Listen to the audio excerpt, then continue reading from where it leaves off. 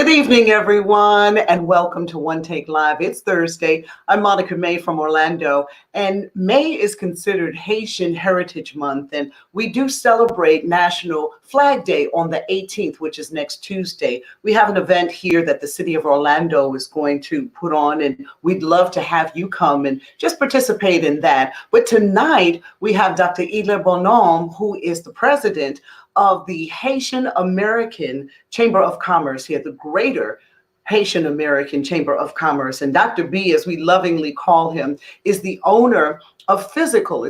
It's a physical therapy outlet here, and he does not remember this, but he participated in a couple of Tom Joyner Take a Loved One to the Doctor Day to introduce his organization then. But I'm so grateful he decided to come on tonight. Good evening, Dr. B. How are you? I'm muted here. Good evening. Bonsoir. Bonsoir. Thank you for having me. Thank you. Yes. Bonsoir. Bonsoir to you as well. Listen, I wanted to know, and you said you've been president going into your second term. So I'm assuming that means about 4 years, huh?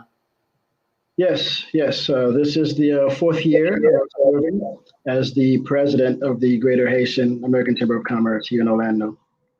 The things that I asked Dr. B was, what's something that you can tell me, or how many things have you done to make it an even greater chamber than it was when you took the reins? Well, for me, I would say the relationship building that we've been able to accomplish, the trust we've been able to build, the level of appreciation we've been able to raise amongst both Haitian Americans here in the Central Florida, Orlando area and Orange County. Do you feel that without the chamber's participation, the Haitian chamber that is, that our Haitian families basically go unnoticed, unrecognized, because that's what we're calling the event on Tuesday. Get to know us. We're businessmen, preachers, we're teachers, you know? Yes, the chamber plays a pivotal role. It's an opportunity to extend out, reach out to make sure that we assimilate our community, both professionals and businessmen alike. And by doing that, it enables us to develop those relationships. But with the voice that we with our concentrated voice, we're able to have a farther reach. So the chamber as a whole, as an entity, yes, our mission to help leverage, to help develop, to help promote trade among Haitian American businesses, but overall is building those relationships so we can leverage and begin to partake on the table. And a seat at the table, as you know, as African Americans, we've been fighting for a seat at the table for centuries. So we welcome you to come on board. And like Shirley Chisholm said, if they don't have one for you, bring your own folding chair.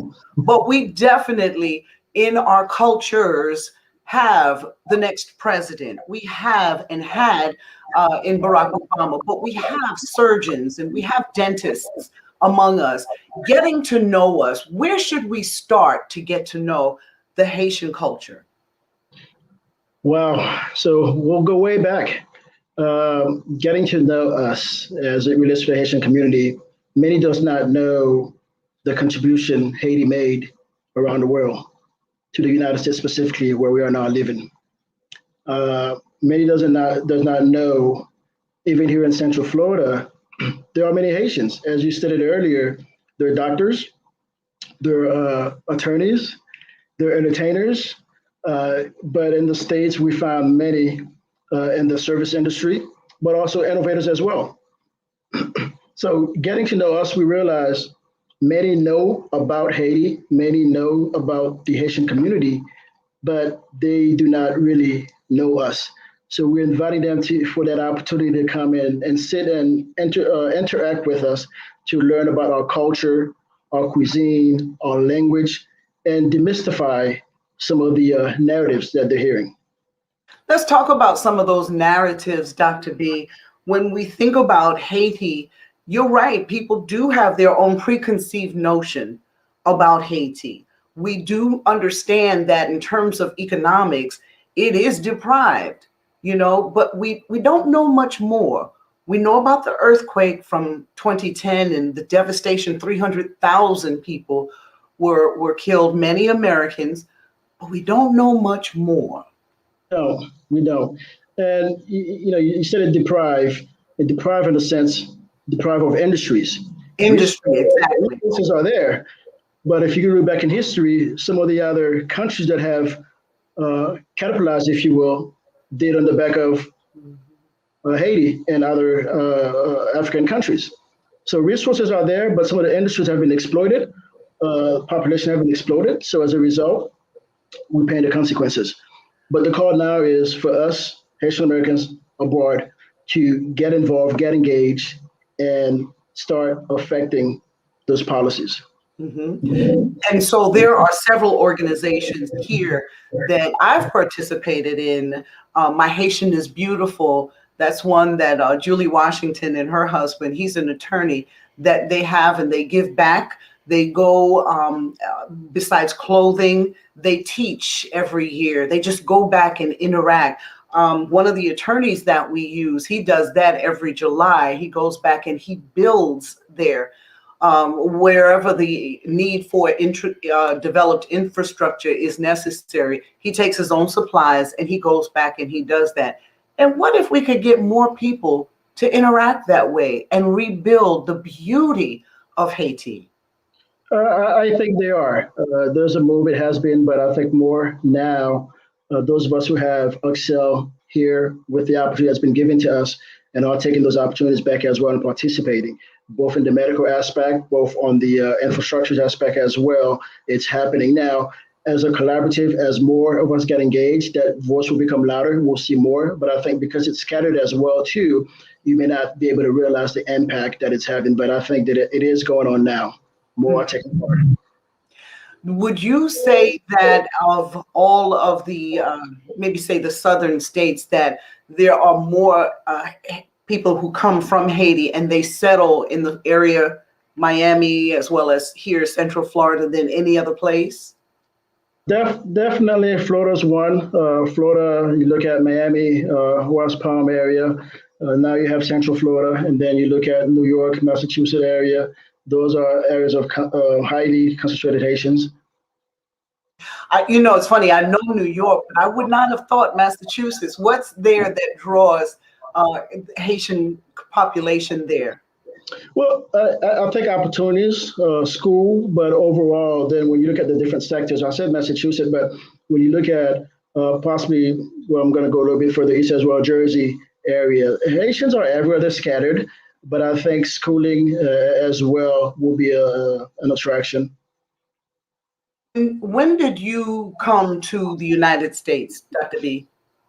And I, tell us your story. Sorry, I started traveling at the age of 5, 6 to the United States. And I would come during the summer. My sister and I would come during the summer. And then during 1986, my dad decided, you know what? This is getting expensive. You guys are staying here. So since 1986, my sister and I have been here, attending our primary schools, had an opportunity to go to college, graduate school, and now I'm here in Orlando living. And speaking of dad, let's keep Joseph in our prayers too. Thank you. Yes. Very important to do that.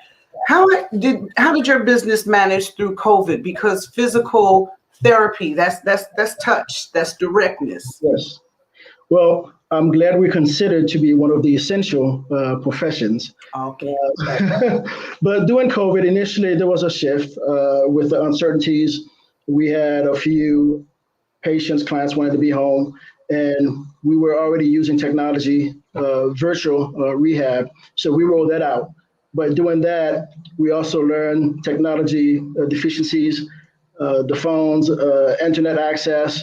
Some patients had difficulties and they did not like it. They prefer to come on. They prefer to visit the facility. But overall, we shifted, and as things began to normalize, business picked back up. So we did have a reduction in volume. We had to lay off a few staff just to make sure we adjust to the time.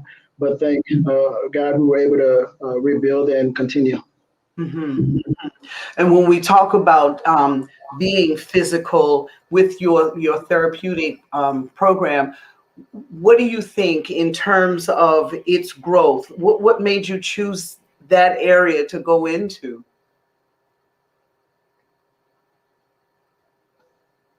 And Dr. B, say it again. I couldn't hear you. I've always been interested in the medical field. As you mature, as you develop, and you learn your weaknesses, your strength, and I found physical therapy, understanding that it is a passion to help others, to keep our body moving, but more so to enjoy the quality of life. And we do that by being physical. If you look at a river or a lake, if it's stagnant, then you start seeing mildews or things growing. But if the current is moving, the water's clear. The body's the same. Yes, we have pain, as painful as it may be. The only prescription that I provide is exercise. What about nutrition? Do you talk to your patients about nutrition? We do. Because I'm not a nutritionist, it is within our scope of practice for education in terms of eating properly, eating portion control, eating the time behaviors of eating. So that has an effect as well on our body, making sure we consume the proper portion when it comes to color, in terms of green, red, yellow, red, compared to carbs. We have clients who are obese that takes a toll on their joints, on their spine, which affects their pain and their recovery. So we have to entertain that aspect as well, making sure that they're aware or also provide them with guidance how to begin to manage and affect their lifestyle. And do people really take on to what you're saying? They have to, because life will force you. At first, of course, there's hesitation. There's the misunderstanding of, in terms of level of commitment that it requires. But initially, it's getting started. That's the hardest. Once you get started, you get those low-hanging fruits, and you start seeing the change. That motivates you. So You know, my go on. Go ahead. typically is to get them motivated, to provide the resources and the information. And then once we can get them moving, then the rest typically is history. You know, for many years, the Center for Multicultural Wellness and Prevention that Dr. Marie Francois has, we would cater to our Haitian brothers and sisters at an annual health fair.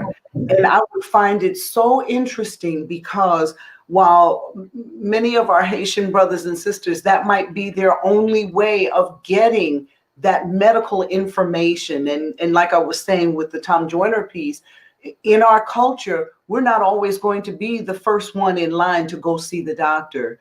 But when we have doctors who look like us and can speak our language, it makes it easier for the healthcare to be more palatable, would you say?